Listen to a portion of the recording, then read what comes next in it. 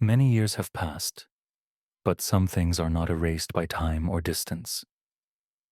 I've been living in a city for a long time, where the asphalt is smooth, the lights don't go out in the evenings, and the trains arrive on schedule. But as soon as I hear the low hum of a transformer or a prolonged metallic screech, my memory takes me back to one place that is rarely talked about and almost never remembered out loud. It was a working village called Zavodskoy, lost between forests and swampy lowlands.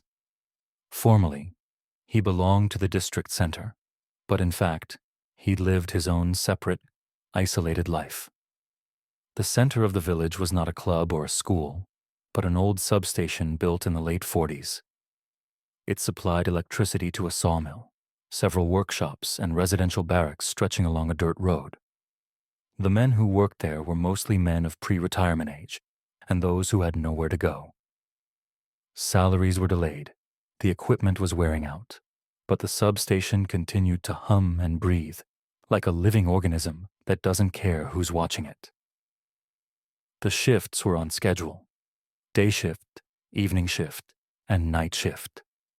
Sometimes, jokingly or seriously, the workers talked about the fourth shift, but no one ever explained what exactly they meant. The main character of this story was Nikolai Semyonovich Glukhov, an electrician with 20 years of experience. He was short and stocky, with a perpetually furrowed brow and a habit of speaking softly, as if he were always near working equipment. He lived alone, in an old house on the outskirts of the village, where the walls had long been askew, and the stove was smoking even with a low fire. Nikolai was not a talkative person, but he was also not introverted. He greeted them, answered questions, and sometimes stayed late after his shift to help the young people. He spoke of mysticism and oddities with a grin, considering all such inventions from fatigue and boredom. The first strange cases began in the early 90s, when the substation was switched to a reduced mode. Some of the equipment was mothballed, but they couldn't turn it off completely because the lines were still in use. It was then that the night attendants began to notice discrepancies in the readings of the instruments. The hands of the amateur were deflected without load. The lamps on the remote control lit and went out without a command. Nikolai took it calmly, blaming it all on old contacts and humidity. He checked the connections, tightened the bolts, made journal entries, not paying attention to the little things.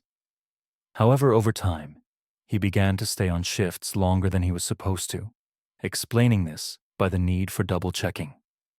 One morning, he told the shift worker that he had heard footsteps in the control room at night. He said it casually, without alarm, as if it were about a draft or mice. When he was reminded that he had been alone at night, Nikolai shrugged and replied that it was probably just his imagination. After a few weeks, similar conversations began to repeat. One of the workers claimed to have seen a light in the mothballed compartment. Someone heard the switch turn on, which had not been powered for a long time. The management reacted formally, sending checks and drawing up reports that found no violations. Nikolai increasingly took night shifts, arguing that it was safer to work that way. He said that the substation behaves differently at night, as if it adapts to darkness and silence. There was no mysticism in these words, rather the professional observation of a person accustomed to listening to technology. His last duty fell at the end of October.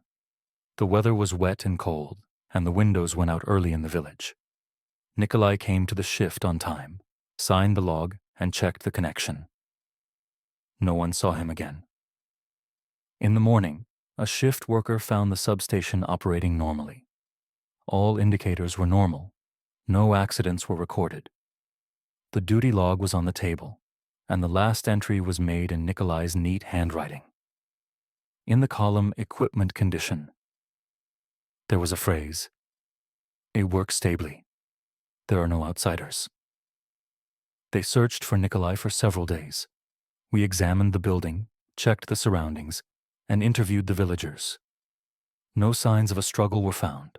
Personal belongings were left at home. Documents were in the closet. He was officially declared missing. A month later, the substation was finally closed.